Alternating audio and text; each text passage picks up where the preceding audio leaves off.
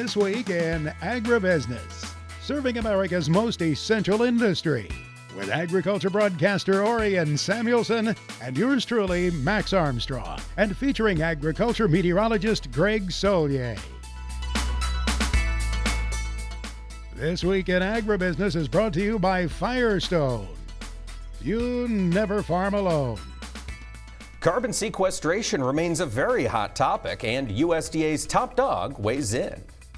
Hello, folks. Welcome to This Week in Agribusiness. I'm Mike Pearson, and joining me this week is Chad Colby. Chad, you have the chance to travel around Illinois. We're getting close to planting time. Have you seen any planters running? Not yet, but guys are talking about getting going in the next week to 10 days.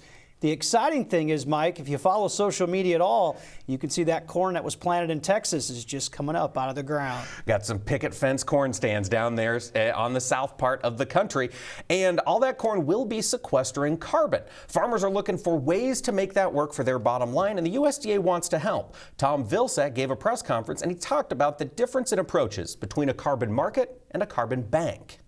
And the difference is the carbon market isn't designed for farmers. I alluded to it earlier, 135 million credits, only 2.5 million credits devoted to agriculture because the carbon market as it exists today has not been set up as to incent or encourage farmers to participate.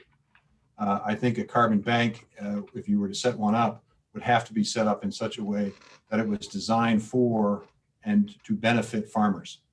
And that means perhaps a slightly different design, a slightly different implementation, a slightly different pricing system or incentive system built into a carbon bank that would be different than a carbon market.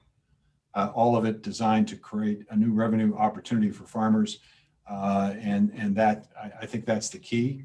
That's why we're asking for input. That's why we're looking at different ways in which it could be set up so that the incentive would be significant enough and the hassle would be less than it might be on a traditional carbon market status. It sounds like there's lots of conversations ahead about how this carbon market, carbon bank might be structured here in the U.S. But there are things a little closer to home that are happening in the world of transportation. This past week, we saw a massive container ship get lodged sideways in the Suez Canal. Got us thinking about international trade, and we figured we better turn to an expert. We're joined this week by Mike Steenhoek, the executive director of the Soy Transportation Coalition. And Mike, we've got this ship sideways in the Suez, but we also have some North American news with a consolidation among the railroads. Tell us what's being discussed. Well, Canadian Pacific Railways, which is one of the 7 Class 1 railroads that operate in the United States, is made a move to acquire Kansas City Southern, which is one of the other 7 Class 1 railroads. These are the 6th and 7th ranked in order of operating revenue of the large Class 1 railroads operating in the United States. And if the proposal is approved by the U.S. Surface Transportation Board, it will result in a new rail system that would effectively connect Canada, the U.S., and Mexico, because Kansas City Southern has significant trackage into Mexico. So it'll provide a new network for agricultural shippers and other shippers. And so it's certainly a big seismic event in transportation. It is. And Mike, you mentioned these are the 2 smallest of the largest railroad networks in North America. But once they combine, does that change the layout very much? Are we anticipating a hit to competition amongst rail shippers? Well, they would still, once they combine, they would still be the smallest of the remaining Class 1 railroads. So you elicit more concern when you have 2 of the dominant players will consolidate. That's when you start seeing the alarm bells go off, and this is not the case. Now, I will say among ag shippers, there is a rightful concern whenever you see a move for consolidation, further consolidation within the rail industry, because history has taught us that can result in higher rail rates or a decline in service. So having a healthy degree of concern, I think, is viable and valid. But we do think there is some opportunity for new marketing opportunities for agricultural shippers when you have this new network, if it is indeed approved. Now, given the approval and the purchase would still have to happen, what's your best guess for a timeline on when this merger might be finished? Well, whenever you're talking about the federal government, it takes a considerable period of time. This is something that will at least extend into next year, we anticipate. It's always hard to predict, but yeah, this is something, there is going to be a significant due diligence process. This is an arrangement that will have a pretty significant ripple effect when you're talking about two large railroads that are going to combine.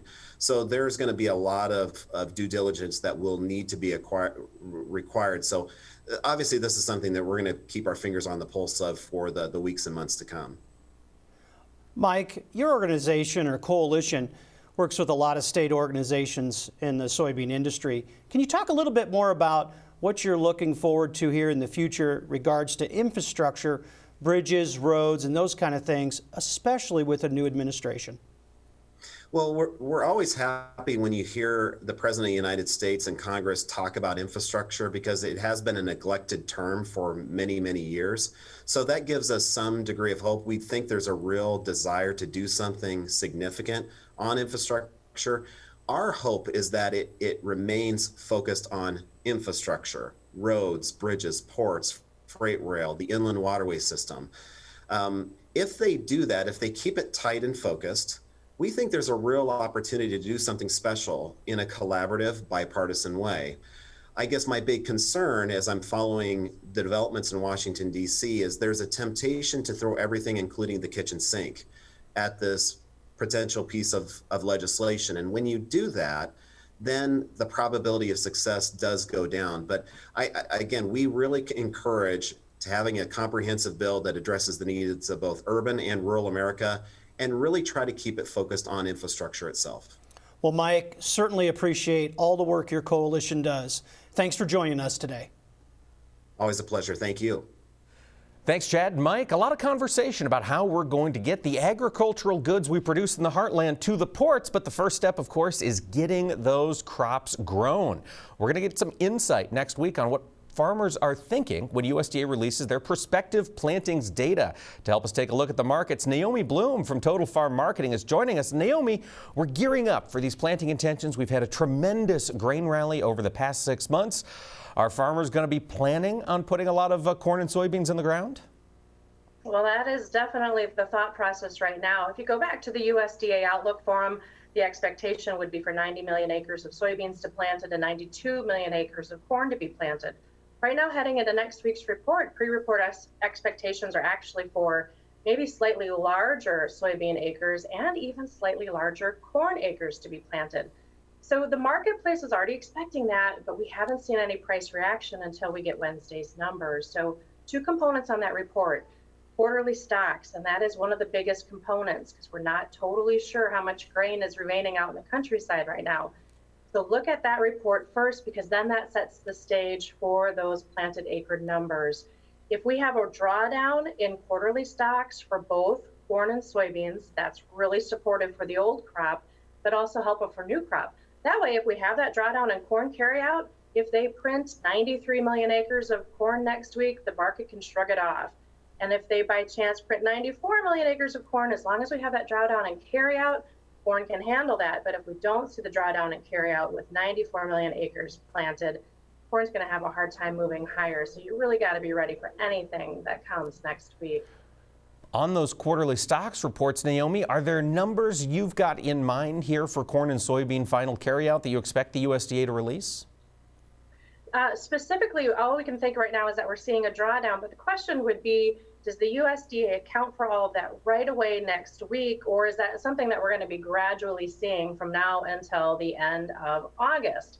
USDA has a history of being slow to produce that type of information, so it would be very interesting to see if they do a small adjustment lower next week just to acknowledge the situation and the strong basis that's out in the countryside right now. Or do they do something bigger or smaller? So trade is trying to get a handle on that. I haven't seen too many pre-report expectations yet for the quarterly stocks, but I would imagine that they'll start to show up very early next week. I would certainly think so. And Naomi, when we think about this drawdown in the quarterly stocks and the stocks available for use in this country, boy, we've certainly seen China step in the past 2 weeks in a big way. We confirmed on the export sales report on Thursday, 4 million metric tons of corn sold this past week. Naomi, that's phenomenal, isn't it? Is that something that keeps you pretty excited? Oh, that's great news. And so, the biggest thing with that corn number, a lot of traders were like, why isn't the corn market rallying yet? And it's twofold. One is that the sales that China did last week absolutely keep us on target for those USDA expectations of the export sales, up closer to 2.5, 2.6 billion bushels. So we're on target on paper to meet those. But of corn that's actually left the country on boats, it's only about half of those USDA projections. So trade wants to make sure that more of that corn is moving out. And of course, we have 5 or 6 months to make that happen before the end of this marketing year. But it is welcome news. It is good news that our product is in demand, and that's what ultimately will keep prices higher.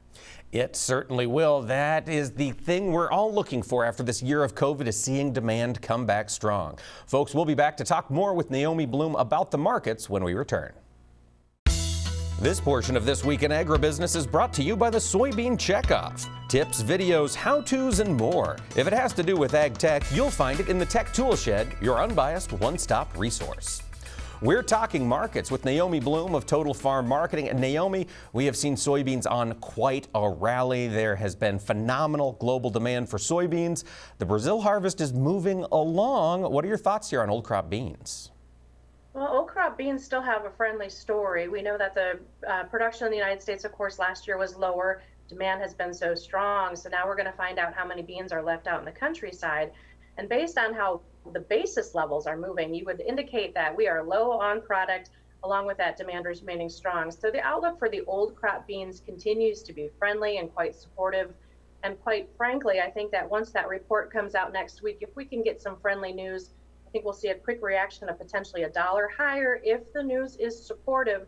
Again, just because the demand story there is so friendly and our production was lower. So beans really looking good yet going forward. And even if we plant 91 million acres with as tight as the carryout is right now, still puts us in a weather market for summer. So soybeans are the leader in this marketplace and still have that friendly story to tell. Now, we did have a fairly friendly story from a price perspective developing in the wheat market. We had dryness in the former Soviet Union. We had dryness in the western U.S. plains. But here over the past couple of weeks, at least in the U.S., we've received some moisture across a lot of that winter wheat country. What are your thoughts here on the wheat market? Well, wheat is responding to that moisture and prices have started to work lower. Earlier this week, it really felt like wheat was putting in a bottoming signal. We had a bullish reversal on some major support levels.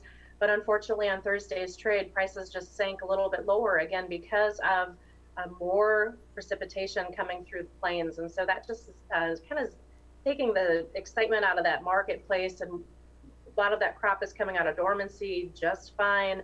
So wheat has always been the follower in the grain complex and continues to be so. Gotcha. Now, Naomi, you are our favorite Wisconsin cheesehead. So whenever we get you on, we need to make sure we talk about the dairy market because you're fairly plugged into that. And we have seen a lot of volatility in dairy this past year with regard to production cycles being upended and producers, processors not being able to get supply. How are we sitting here in early 2021 in the dairy market?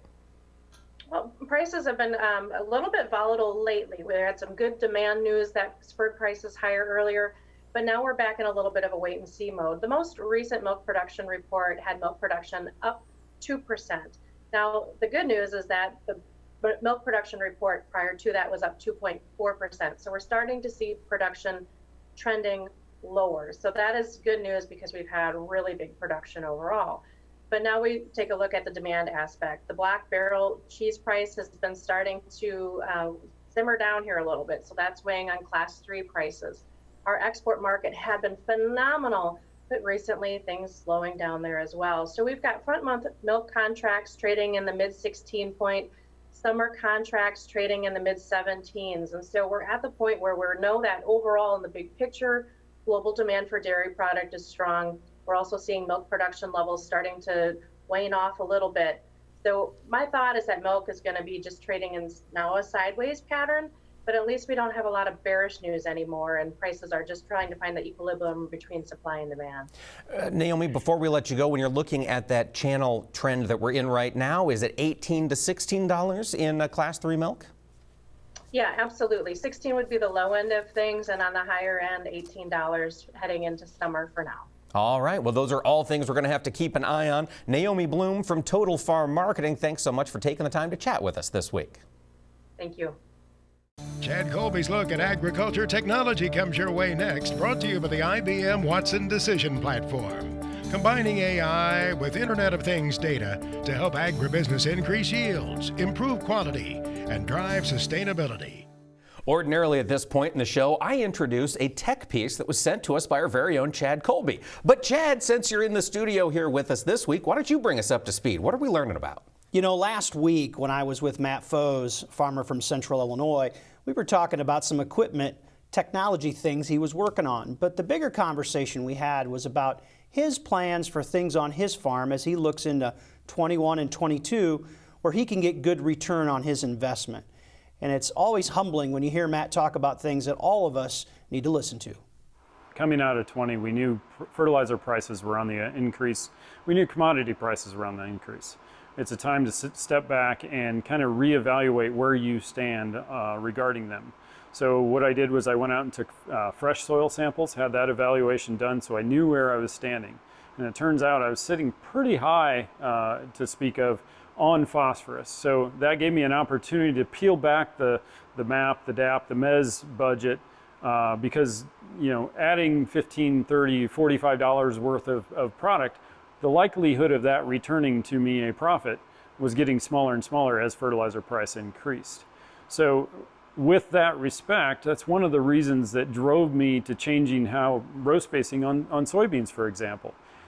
That $12, $13 an acre I could spend on a planter was very highly likely going to return me $30, $40, $50 in grain income, as opposed to adding another few dollars in fertilizer may or may not get me anything back. So I always try to go with what is the most likely return of investment that you can make for that given year. Matt's right. You know, Mike, farmers today have some opportunities with commodity prices the way they are, but I think most guys need to step back and look at items that can give them a good return on investment. I think you're exactly right, Chad. Input prices are climbing right on with those commodity prices. You got to know how it impacts your bottom line. And we also want to stay safe on the farm. Illinois has released a new training program for anhydrous applicators. It's open to everyone across the country. Max has that story later on.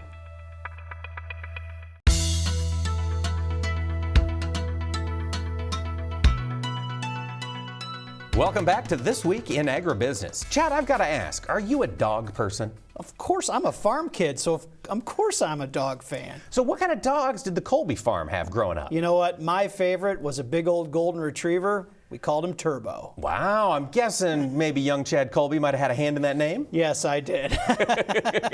It's incredible how much dogs become not just a part of the family on a farm, but they become part of the work effort. They help us get the jobs done. Well, yeah, they're riding in trucks and tractors. They're great companions. And I think most farming operations across America, you'll find a dog, Mike. I think you're right. And I tell you what, this is the first dog I've had in my life, Mr. Baxter, who has never been a farm dog. He's a city dog I got during COVID, and it's kind of strange, so I find different ways to put him to work. Wait, where is he? I don't see him. I know he's here. He is here. He's in the control room right now working with the producers. I tell you what, great dogs come in all shapes and sizes, and American Farm Bureau is working to celebrate those dogs on the farm who are contributing to the operation. Max had a chance to talk to Terry Moore about the American Farm Bureau Farm Dog of the Year Award. Mike, as you know, we have our pets. We love our dogs. You have yours. You could hear from mine at any moment, perhaps in the background. I was not able to soundproof my studio from the yap of 2 Jack Russell Terriers, but our pets play such an important role. Pet ownership in America has surged in the past year. It's a different story out on the farm where that companion is also very much involved in the work of the farm or ranch. So they're casting the net again this year for the Farm Dog of the Year at the American Farm Bureau Federation. Terry Moore, Vice President of Communications for the Farm Bureau, joins us here to talk a bit about it. You have seen nominated in the past some amazing canines, haven't you, Terry? It has really been quite a contest where we've seen some amazing dogs that are such a special part of farm families. And the contest has really become a darling of the public. It's such a fun way to connect through those shared values of pet loving and give them a glimpse into farm life. What do you say to the person who says, well, yeah, my dog is there. I don't think he or she is extraordinary. They're just there. They move cattle for me. They even help close gates sometimes, things of that nature. What do you say to that person? They don't think maybe their pet would measure up. I would encourage every farmer and rancher who has a dog on the farm to go ahead and submit a nomination if that dog is special to your family. Because it doesn't have to be. I mean, we did have one Farm Dog of the Year that did save the farmer's life, but we're not looking for extraordinary stories every year. You know, a dog that's just helpful on the farm, maybe moving cattle, as you said, maybe closing a gate, maybe just being helpful in being a companion to a farmer who works alone a lot, who's also obedient and playful. Those are the three: helpful, playful, and obedient. And our judges will score them then from there. What is the nomination process? How does a person go about it? What do you expect from them? So it's really quite easy. They fill out a questionnaire, and it's optional to submit a video, but of course we love getting the videos too. And they can do it right on our website at fb.org. Just search Farm Dog and it's all right there. It is limited to Farm Bureau members, but if you're not a member, it's super easy to join. fb.org is the website, right? Indeed. What is the deadline? Is there one coming up fairly soon? What's the window of opportunity to make the nomination? So we actually opened the contest a little earlier than usual this year to give people more time. We had almost 100 submissions last year. And I should mention that the grand prize winner does get $5,000 in prize money and a year's worth of Purina dog food, and then a beautiful video about their dog and family. And that video has really, it's reached for our 2021 contest. Of course, we announced the winner at our January convention, and that was the dog was Bindi and Sonia from New York, and that's reached more than 700,000 folks. This year we had more than 40,000 engagements, so likes or shares or comments. So it really is a fun way to connect with people, and it'll be open. The contest will be open for several months here. We'll close it in the fall. So I invite everybody to nominate their dogs.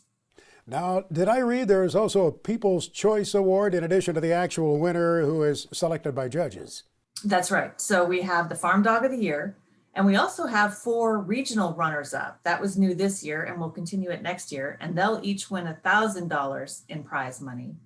And then we have the People's Choice Pup, and that's the online competition. So we take the top 10 dogs and let folks vote online for their favorite. And I should mention, Max, that we are so grateful to Purina, our partner on this. Not only do they provide the prize money and the dog food, they pay for that beautiful video that we get each year of the winning dog. It is remarkable. It really brings it home when you see the dog right there in the atmosphere of the farm or ranch and see them actually performing. fb.org to nominate your Farm Dog of the Year, right? That's right. Thanks for the opportunity, Max. I think I actually said dog, didn't I, instead of dog? At least you didn't call me on it, Terry. Thank you for explaining it to us. We are sure appreciate it. Happy to do it. Terry Moore, Vice President of Communications with the American Farm Bureau Federation. Mike? Well, thanks, Max and Terry. Folks, those are fantastic videos of those dogs when they're all done. And, Chad, those applications are open now. Yeah, you can go to fb.org to get your application sent in for your favorite dog. Yes, indeed. Get those submitted, get those sent in, folks. We love celebrating those dogs on the farm. Coming up in the show, we're going to find out if those dogs might be getting a little muddy. It's springtime, and Greg will be back with us to talk about weather and what might be ahead. After that, when we wrap up the program, we'll be taking a look at a new ditcher from Crary that we featured on the Farm Progress Show virtual experience. This Week in Agribusiness, serving America's most essential industry, is brought to you by Firestone. You never farm alone. Welcome back to This Week in Agribusiness.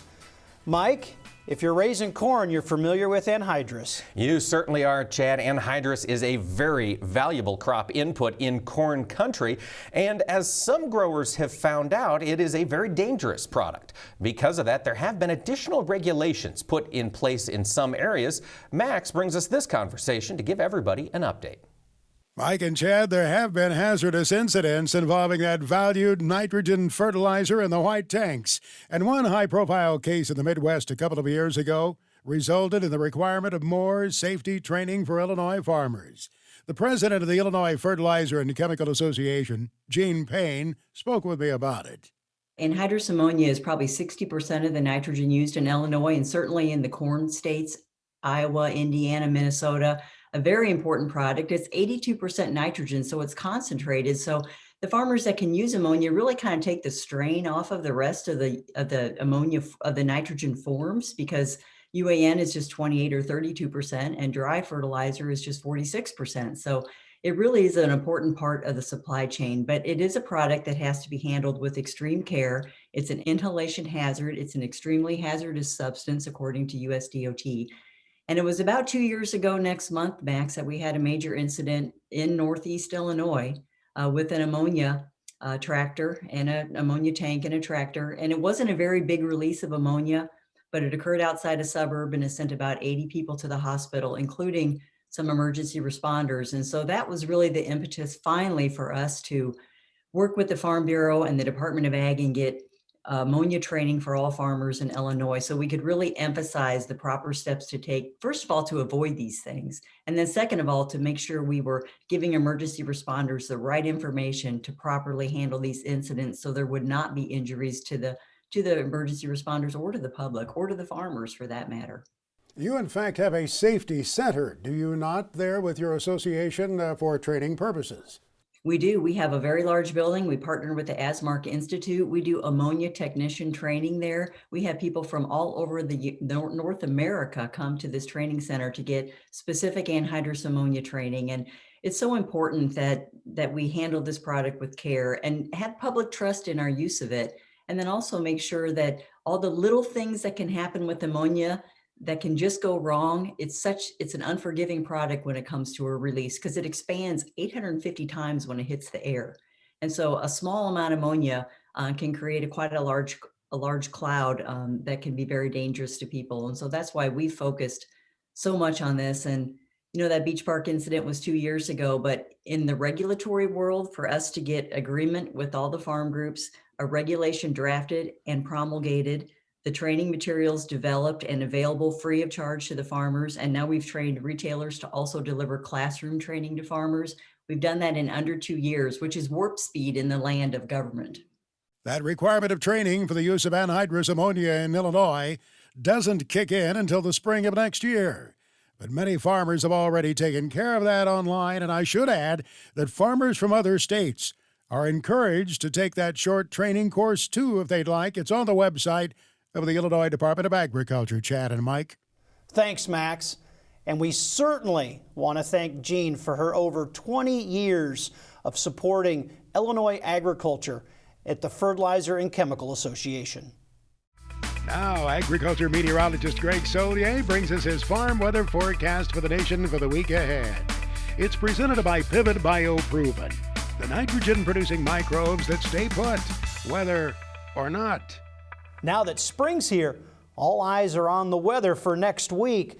Greg, I talked to a farmer in Central California, and he's got some concerns about the lack of moisture and what's on the horizon there. And really no big surprise, that is a trademark of La Niñas. It's a weakening one. The moisture season just about over with and scant at best, maybe 50% of normal.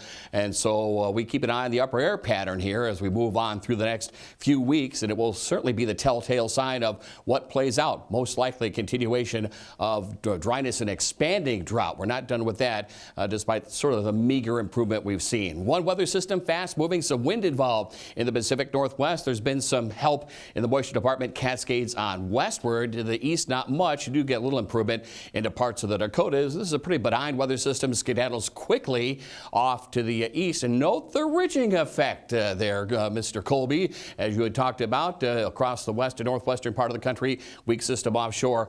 Beautiful outdoor work environs nonetheless, virtually from the Black Hills back to the Pacific coast. A reflection of that upper air trough to the north, down here through California, maybe a stray sprinkle or a little mist and drizzle into the Bay Area, stray rain, snow shower, Four Corners area. Yeah, we've seen improvement to the dryness and drought, and this is a very spring, if not almost early summer-like air mass across the central and southern plains. We'll get into some wind and some cooler air, and where we haven't had any drought improvement, some fire risks over parts of the southern plains later in the week. Note the jet stream pattern here suggestive of ridging over the west and southwestern part of the country back into sunshine, dry time, plenty of outdoor work, but keep an eye on runoff issues here in the coming weeks, or the lack thereof. Greg, a lot of guys getting antsy in that northern part of the Corn Belt. Want to get in the fields here soon. What's it look like for next week? I think so. We, with time, are going to see generally a quieting of the weather pattern and easing of this very active and moisture-laden one. We do have a front on the move here, west to east early on into the week. No cold air in sight. A couple of rain, snow showers.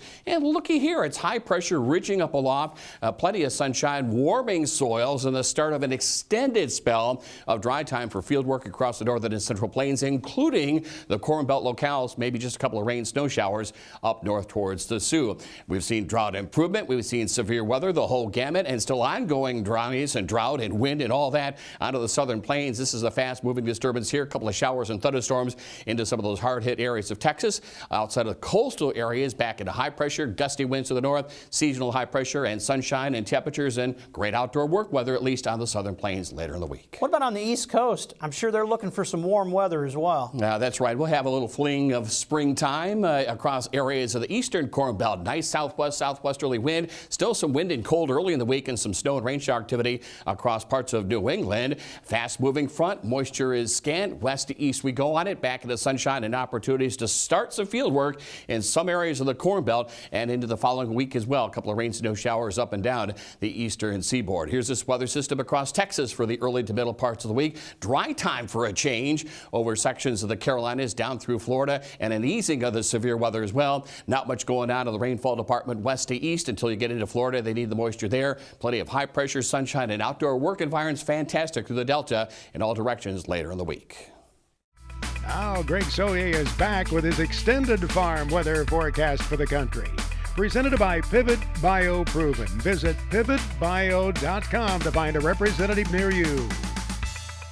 Well, Greg, you and Chad did a great job looking over this next week. But real quick, how does precipitation look as we head into Easter? I think we'll have some coverages, but certainly down and paling in comparison to the 2, 3, 4, 5, 6 inches of nonsense we've had almost each and every week from the southeastern plains to the Corn Belt. There'll be some coverages of half to maybe up to an inch in spots, but offset by some rapid drying expected west to east. Here is that corridor of moisture. Maybe some heavier totals over the southeastern part of the country, but winding on down, scant in the Pacific Northwest, nothing in the Southwest through California. Get used to that as the rainy season and storm season has ended out there. Well, as we get into that middle part of April, farmers are going to be getting antsy. How does it look? I think we have some opportunity. Northern areas may begin to see some moisture come back into play, but basically it's a zonal flow, as we call it, west to east. No big upper trough. The cool air, still a piece of it laying out through the Canadian prairies. So west to east on the flow, warm through the west, southern plains, down through the Ohio Valley and southeastern states. Should be some nice warming of soils, and there will be some opportunity for some field work. Normal precip in the Pacific Northwest. This will be an ongoing story.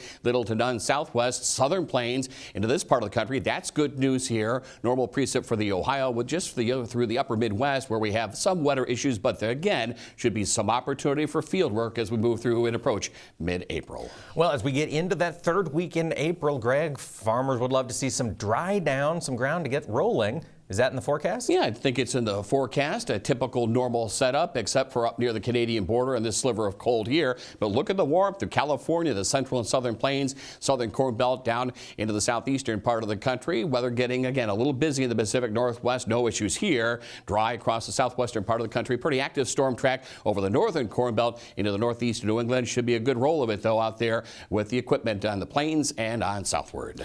Now, how does it look as we end up with finishing out the month of April? Yeah, feeling like April. No super cold air in sight, slightly below average up across parts of the northern plains, northern Rockies. Look at the warm. Arizona, central and southern sections of the plains, much of the central and southern Corn Belt. Normal temperatures further to the north. Weather pattern is a little bit busy out in this part of the country, up near the Canadian border and northern Corn Belt locales. Ought to be rolling nicely here into the last week of April. Next on This Week in Agribusiness, it's Max's Tractor Shed, spotlighting another great American tractor. In Max's Tractor Shed this weekend, tractors that are owned by a farmer in Ohio.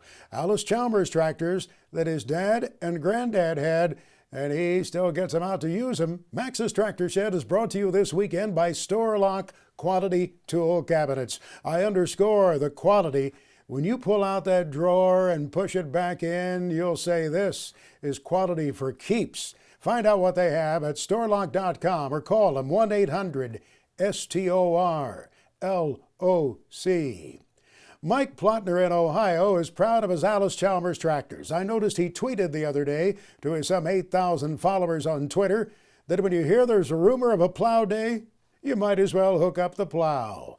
The tractor that he hooked it to was a 1952 WD that had been owned by his grandfather. That's not the only Alice that Mike has. He also has a 190 XT that was made in 1969.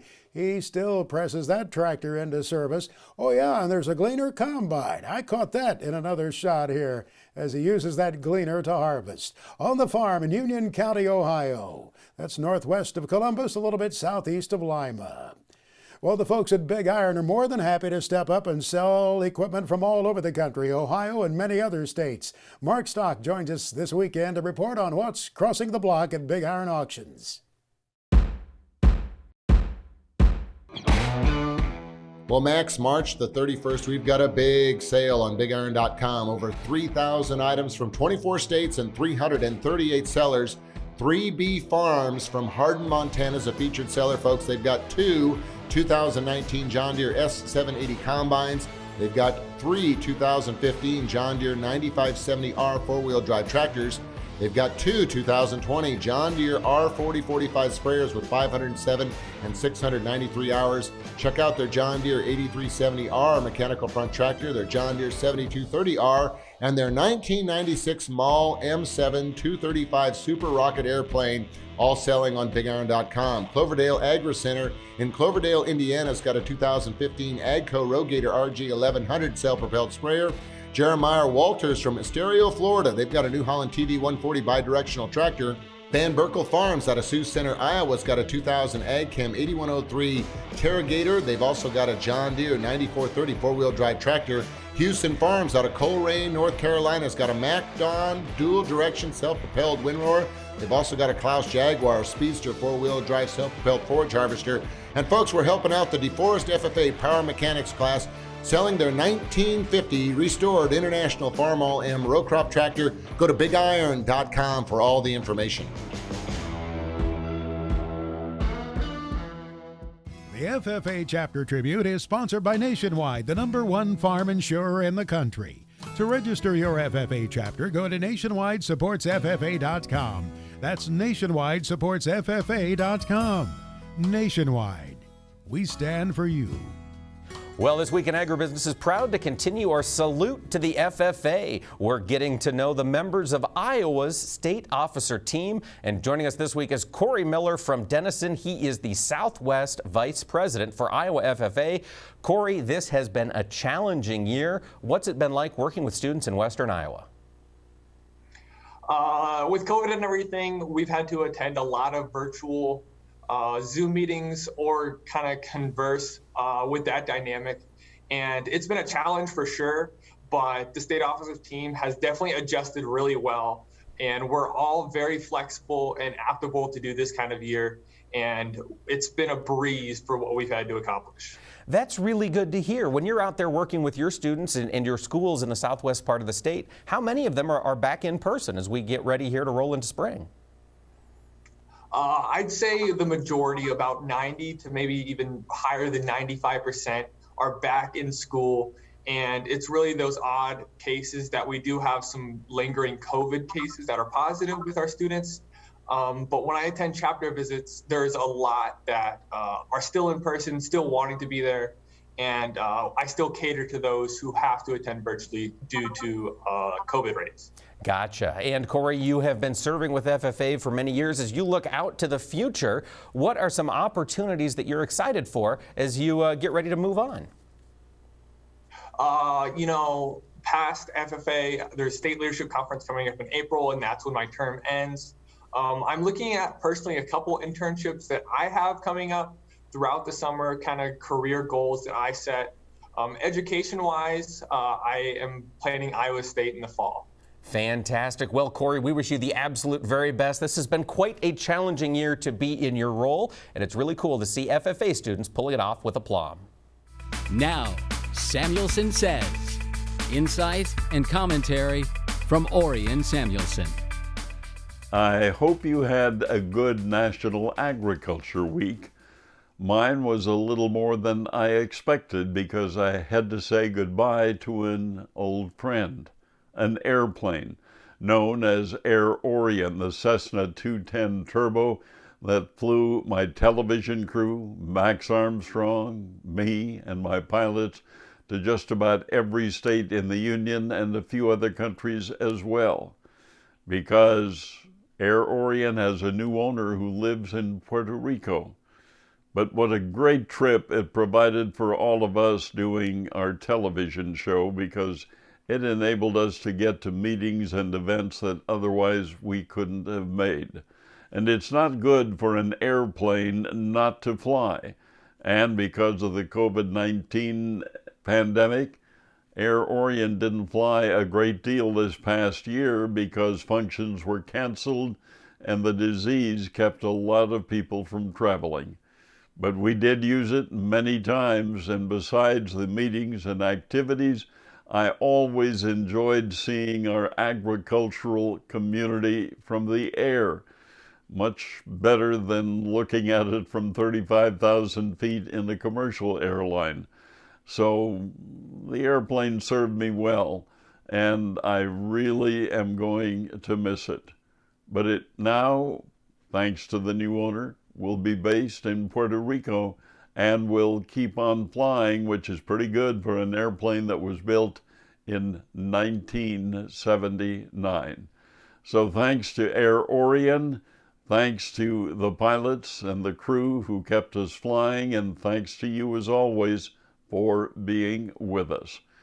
Be safe, be well. My thoughts on Samuelson Says.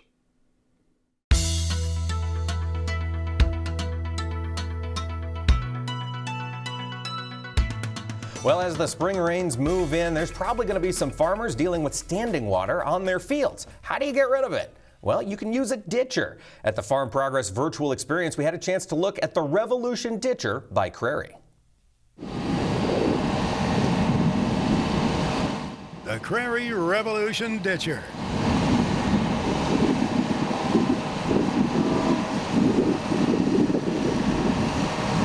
The Revolution Ditcher by Crary is setting the standard for moving dirt to create and/or maintain waterways, ditches, and terraces. Efficient water management of your field increases yields and profits.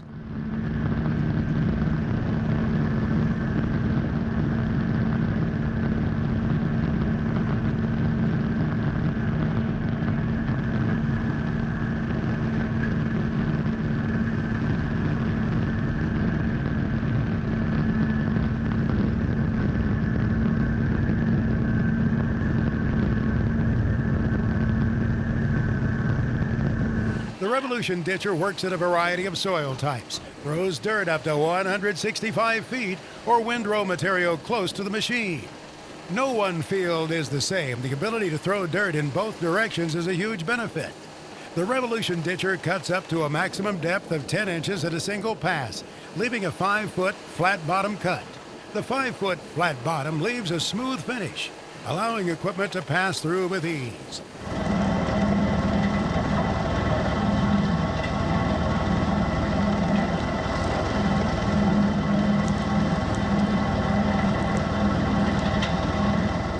It has the ability to make adjustments with auto level with separate independent elevation control and side tilt. The straight direct drive line connects to a planetary gearbox that is clutch protected.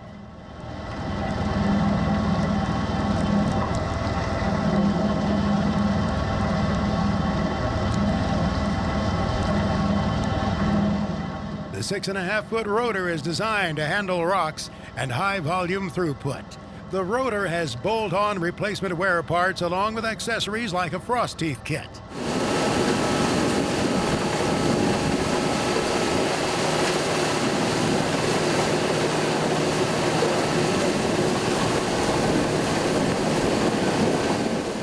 You can add some upgrades with larger flotation tires to reduce soil compaction and hydraulic augers for optimal feeding in varied field conditions.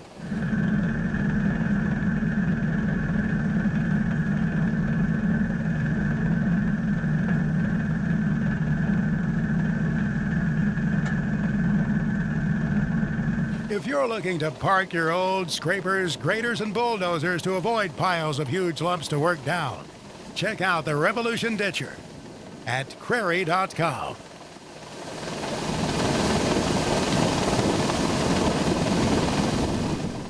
You can see that video again and many more at the Farm Progress virtual experience. That's online at farmprogressshow.com. And if you'll notice, there's some really great drone footage that Chad Colby was the man behind. You know, Mike, the best part about the virtual experience is you can go back anytime and look at it right in your home or in your tractor this spring. That's a great point. You can view it any place, anytime. We want to thank you all for taking the time to join us here this week. Thank you, Chad, for joining us in the studio, and we look forward to seeing you next week on This Week in Agribusiness.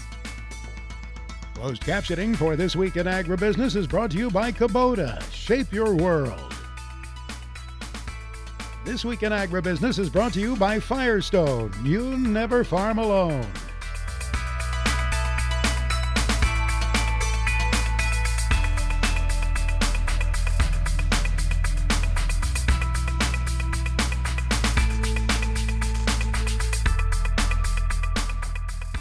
This Week in Agribusiness is produced by Omax Communications in association with 22 Creative Group.